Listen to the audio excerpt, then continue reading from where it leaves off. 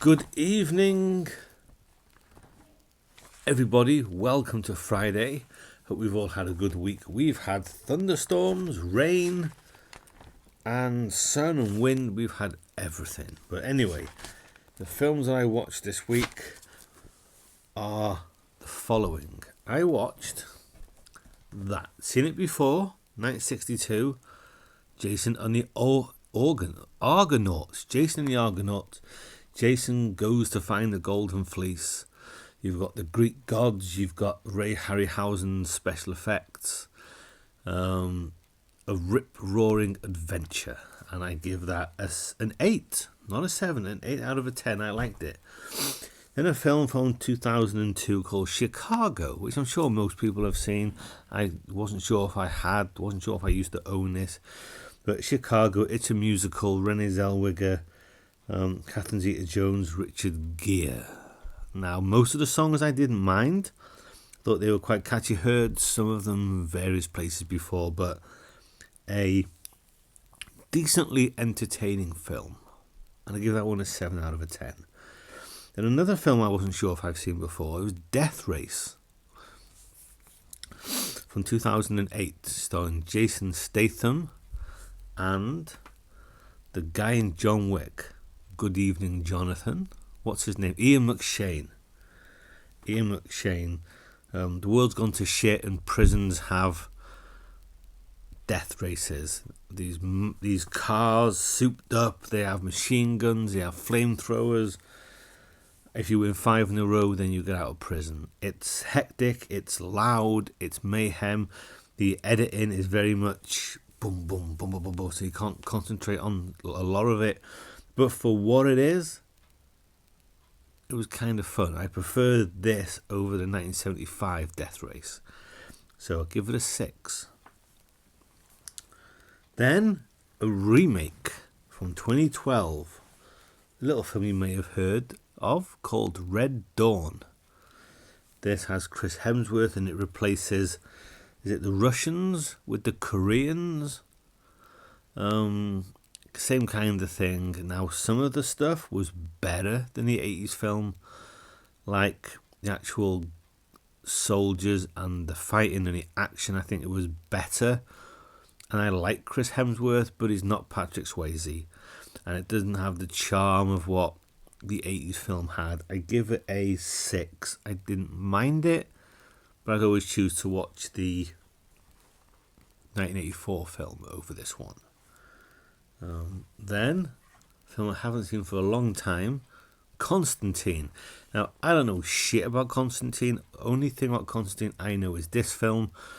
And the Constantine that had his own TV show, then he went into the Arrowverse, into the Legends of Tomorrow. So that's my knowledge of Constantine. But he can see demons, he fights demons, he smokes, he drinks. Rachel Weisz comes to him for help. I enjoyed it for what it was. I give it a 7, 2005. I may have seen it before, but then again, I may not have. I don't know.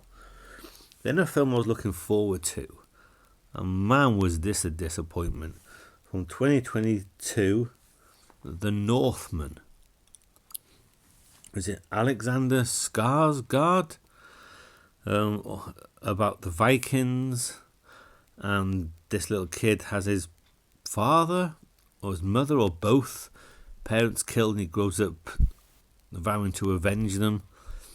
I've come to the decision, I'm not big on Vikings. I prefer ancient Rome, ancient Greece, ancient Egypt, ancient Norse. Vikings I don't really care about. I tried to watch that TV show called Vikings. That bored me. This was boring.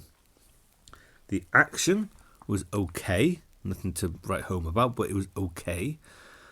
But everything else was just dull. And I give it, what did I give it? I give it a 6 to be generous. It's more like a 5. Didn't care for this one bit. But it's not a bad film, just not my cup of tea.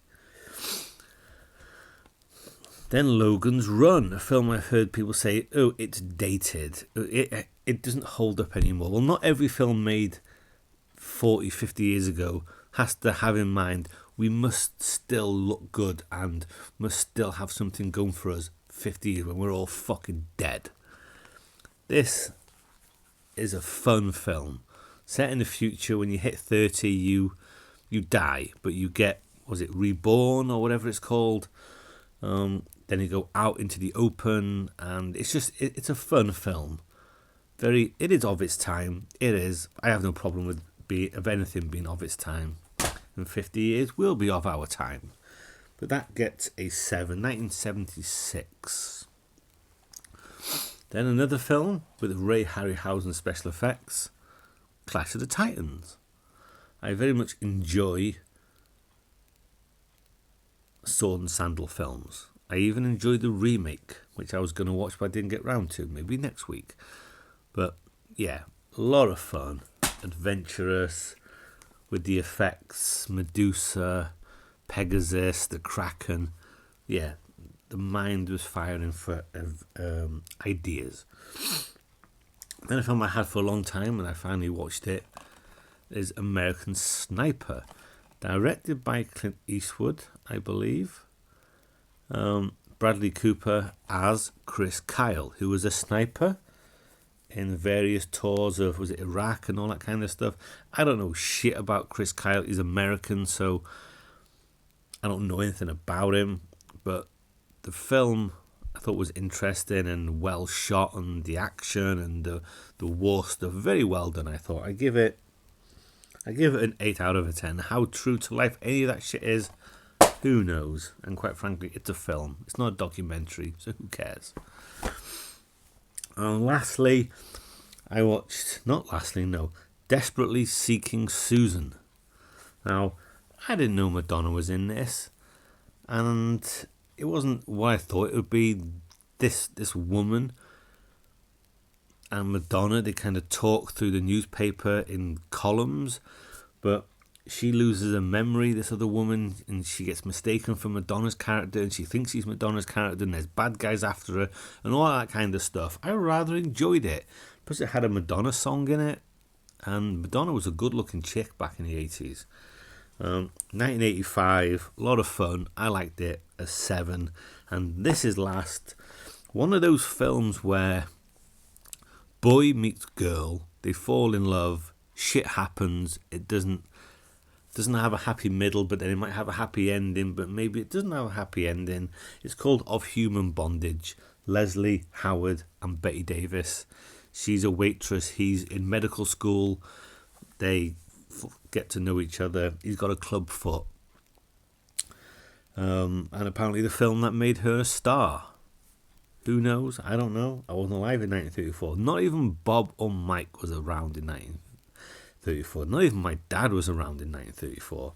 But it was a well done film, well acted and all that kind of stuff. I give that one a 7. Of Human Bondage. And that is everything that I watched this week. Have a good week, people, and hopefully I'll see you around.